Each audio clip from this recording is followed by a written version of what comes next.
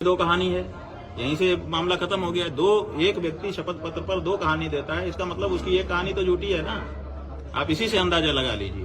तो और बाकी जो कहानी में जो कमजोरी होगी वो वकील वहां पे खड़े होके कोर्ट में बताएंगे, उसको हम। तो नमस्कार, मैं हूं शीतला तिवारी। दोस्तों, शंकराचार्य अभिमुक्तेश्वरानंद जो है अब फिर फंस गए हैं और इस बार जो है उनको जेल जाने से कोई नहीं बचा सकता। आप समझ लीजिए कि शंकराचार्य इतने बुरे हालात में फंसे हुए हैं कि इस बार उनके ऊपर जो है पॉस्को एक्ट के तहत एफआईआर दर्ज करने का आदेश जो है कोर्ट ने दे दिया है। मैं आपको बता दूं कि रामभद्राचार्य के जो है शिष्य हैं, उनका नाम है ब्रह्मचारी आशुतोष। तो ब्रह्मचारी आशुतोष जो हैं उन्होंने मुकदमा के लिए जो है हाई कोर्ट में उन्होंने यानी कोर्ट में उन्होंने दायर किया था। यहाँ पर जो अभिमुक्तेश्वरानंद के साथ जो है पुलिस से कथित रूप से हाथापाई हुई थी, उस मामले को लेकर के जो है आरोप और प्रत्यारोप का दौर जो है वह शुरू था।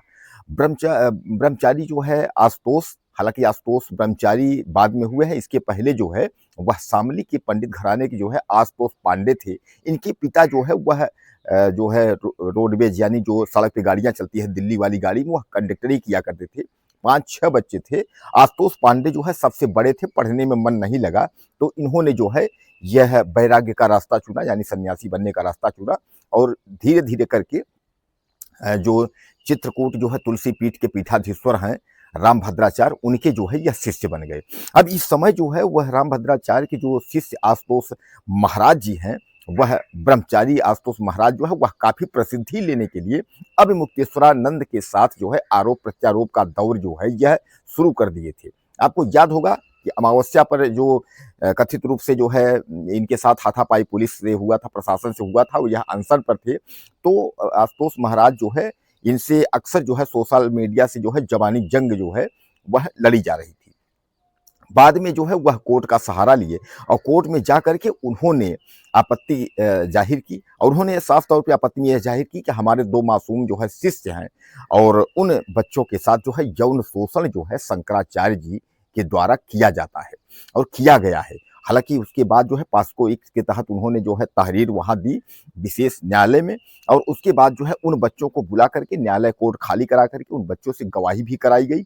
अब जो है बुरी खबर शंकराचार्य के लिए यह है कि पॉस्को एक्ट के तहत जो है प्रयागराज के झूसी थाने में शंकराचार्य अभिमुक्तेश्वरानंद के ऊपर जो है एफआईआर दर्ज करने के लिए आदेश दे दिया गया है। हालांकि मैं आपको बता दूं कि सुनवाई अगली जो है वह 10 मार्च के बाद यानी 13 मार्च तक होनी है। तो अगली सुनवाई के लिए डेट तो मिला है, लेकिन अब जो है शंकराचार्य की जो है किसी वक्त गिरफ्तारी हो सकती है। यानी कहने का तात्पर्य यह है कि शंकराचार्य ने, आपको याद होगा कि उन्होंने जो है अनशन किया था। अनशन के बाद जो है वह गंगा में स्नान न करके सीधे वाराणसी पहुंच गए थे और उसके बाद जो है वह जो यूपी के सीएम हैं योगी आदित्यनाथ, उनके ऊपर आरोप प्रत्यारोप करते रहे और गंगा को लेकर के और गाय को लेकर के वह तमाम जो है सीधा प्रहार जो है वह योगी सरकार पर करते रहे, केंद्र सरकार पे भी करते रहे। उनका यह उद्देश्य था कि गौ को जो है राष्ट्रमाता या राज्यमाता दर्जा देना चाहिए, लेकिन ऐसा कुछ नहीं हुआ और सब चुप्पी साधे हुए थे। लेकिन सीएम ने विधानसभा में जो है सीधे सीधे कह दिया कि वह शंकराचार्य नहीं है, यानी कोई भी शंकराचार्य नहीं लिख सकता। आप लोगों ने वह भी देखा हुआ है। तो कहने का तात्पर्य यह है कि अब यह विवाद जो है सुलझने का नाम नहीं ले रहा है।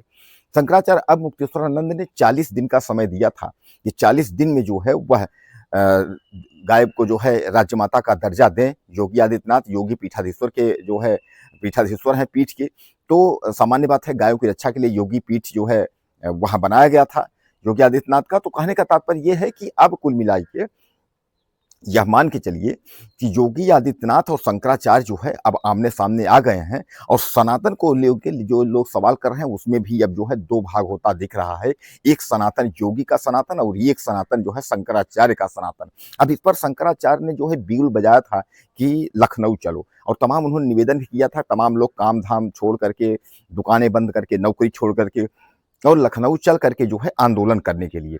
उसके पहले ही जो है बुरी खबर यह आ गई कि शंकराचार्य के ऊपर मुकदमा दर्ज हो गया है, और मुकदमा जो दर्ज कराने वाले आशुतोष महाराज हैं, आशुतोष महाराज उर्फ आशुतोष पांडे जो है, वह भी बताया जा रहा है कि हिस्ट्री सीटर है।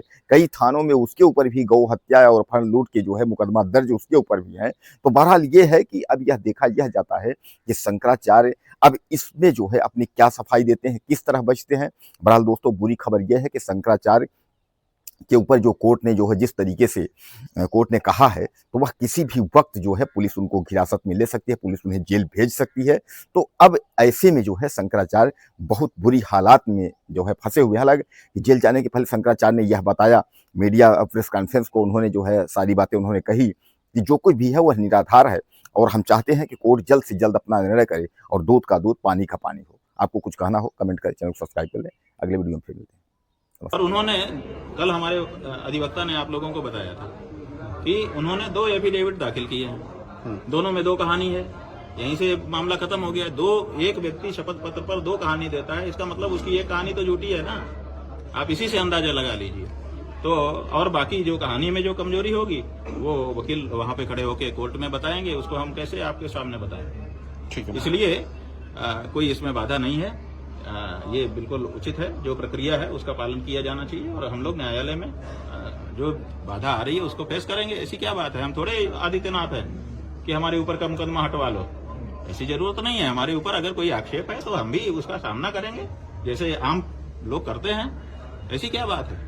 और हमको अपनी न्यायपालिका पे भरोसा है और अपनी सच्चाई पे भरोसा है, क्या किस बात की चिंता। और गौ माता का आशीर्वाद है, गौ माता के लिए निरंतर हम लोग आगे बढ़ रहे हैं, बिना डरे बिना भय खाए, और बढ़ते रहेंगे। आप कैसे चुप करा लोगे। ठीक है।